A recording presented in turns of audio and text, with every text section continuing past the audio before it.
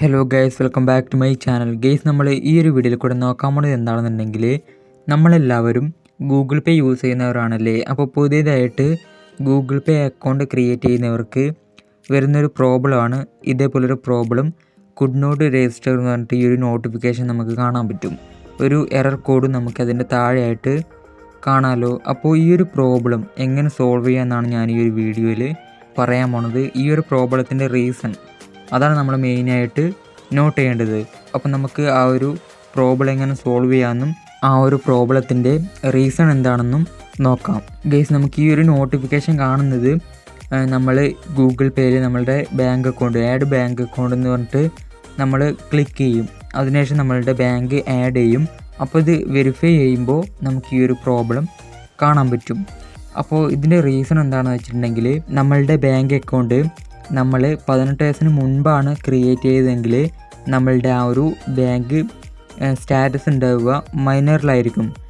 Minor സ്റ്റാറ്റസിലായിരിക്കും നമ്മളുടെ ആ ഒരു അക്കൗണ്ട് ഉണ്ടാവുന്നത്. അപ്പോൾ അങ്ങനെ ഇരിക്കുമ്പോൾ നമുക്ക് എന്ത് ചെയ്യാൻ പറ്റത്തില്ല, ഈ ഒരു UPI ആപ്പൊന്നും നമുക്ക് യൂസ് ചെയ്യാൻ പറ്റത്തില്ല. അപ്പോൾ ആ ഒരു സ്റ്റാറ്റസ് നമുക്ക് എന്ത് ചെയ്യണം, അപ്ഡേറ്റ് ചെയ്യണം. നമ്മളുടെ ആ ഒരു മൈനർ സ്റ്റാറ്റസിൽ നിന്നും മേജറിലോട്ട് നമുക്ക് എന്ത് ചെയ്യണം, ചേഞ്ച് ചെയ്യണം, അപ്ഡേറ്റ് ചെയ്യണം. അതിനുവേണ്ടി നിങ്ങൾ ചെയ്യേണ്ടത് എന്താണെന്ന് വെച്ചിട്ടുണ്ടെങ്കിൽ, നിങ്ങളുടെ ബാങ്കിൽ പോയിട്ട് നിങ്ങളുടെ ആധാറിൻ്റെ കോപ്പിയും അതേപോലെ തന്നെ ഒരു ഫോട്ടോയും നിങ്ങളവിടെ കൊണ്ടുപോവുക. എന്നിട്ട് നിങ്ങൾ എന്ത് ചെയ്യുക, അവിടെ നിന്ന് പറയാം നമ്മളുടെ സ്റ്റാറ്റസ്, നമ്മളുടെ അക്കൗണ്ട് അപ്ഡേറ്റ് ചെയ്യാൻ വേണ്ടിയിട്ടാണെന്നുള്ള കാര്യം. അപ്പോൾ അവിടെ നിന്നും ഒരു ഫോം അല്ലെങ്കിൽ ചെറിയൊരു കാർഡ് നിങ്ങൾക്ക് അവിടെ നിന്ന് തരും. അത് നിങ്ങൾ എന്ത് ചെയ്യണം, അവിടെ നിങ്ങളുടെ സൈൻ ചെയ്തിട്ട് നിങ്ങളുടെ ഫോട്ടോയും ആ ഒരു ആധാറിൻ്റെ കോപ്പിയും നിങ്ങൾ എന്ത് ചെയ്യണം, അവിടെ സബ്മിറ്റ് ചെയ്യുക. അപ്പോൾ ഒരാഴ്ചക്കുള്ളിൽ നിങ്ങളുടെ ആ ഒരു അക്കൗണ്ടിൻ്റെ സ്റ്റാറ്റസ് അപ്ഡേറ്റ് ചെയ്യും. അപ്പോൾ എനിക്കും ഈ ഒരു പ്രോബ്ലം ഉണ്ടായിരുന്നു.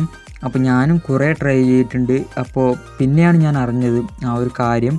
അതുകൊണ്ടാണ് ഞാൻ ഈ ഒരു കാര്യം നിങ്ങളായിട്ട് ഷെയർ ചെയ്യുന്നത്. അപ്പോൾ ആ ഒരു സ്റ്റാറ്റസ് അപ്ഡേറ്റ് ചെയ്യുമ്പോൾ നമ്മളുടെ ഫോണിലോട്ടൊരു മെസ്സേജ് വരും. എൻ്റെ ഫോണിൽ അങ്ങനെ ഒരു മെസ്സേജ് വന്നിട്ടുണ്ടായിരുന്നു.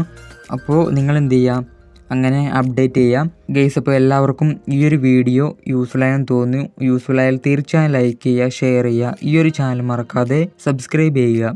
അപ്പോൾ എന്തെങ്കിലും ഡൗട്ടും കാര്യങ്ങളൊക്കെ ഉണ്ടെങ്കിൽ എന്നെ ഇൻസ്റ്റാഗ്രാമിൽ കോൺടാക്റ്റ് ചെയ്യാം.